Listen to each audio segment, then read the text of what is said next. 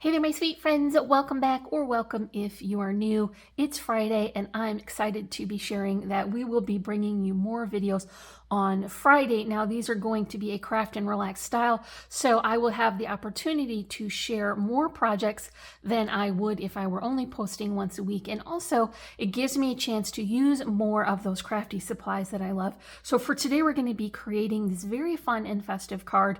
I'm going to show you step by step how we do this one, using some papers from my stash and also some dies. And I've also created a second one to share at the end. So if that sounds good to you, then stick around and we will make it together. Along with some pattern paper from my stash, I picked out a couple of dies to work with.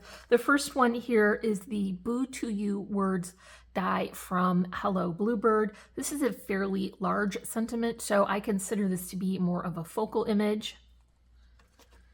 I've got that Fawn Rooftop border. I keep using this one for that lovely scalloped edge. This sweet little set of ghosts came from Amazon, and you would consider these to be pretty small, but if you're making a scene card, you really need that smaller scale so that you have room to add all of the elements that you want to create the story that your card has. I do have a spider web here. This one is from Cherryland Designs, and it is no longer available, but I did find a comparable one on Amazon. I actually kind of like it a little better, so I will link that one in the description if you're looking for a spiderweb die.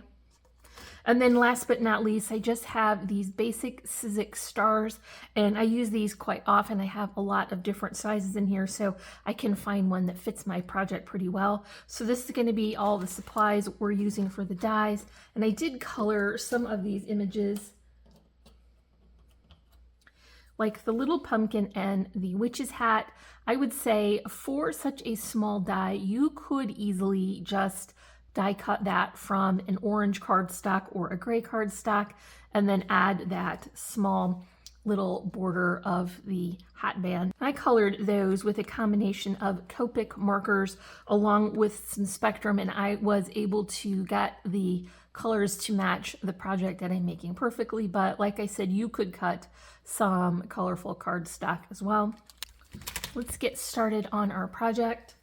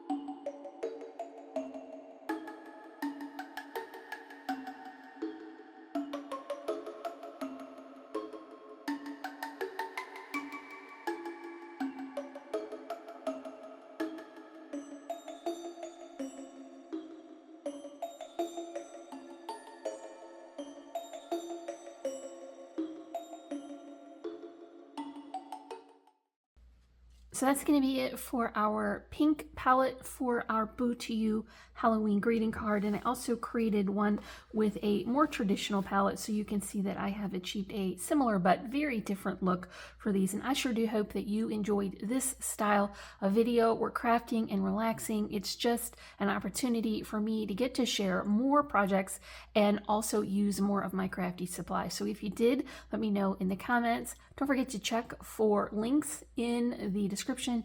And as always, I'm wishing you a happy and productive day, and I thank you so much for watching. Bye!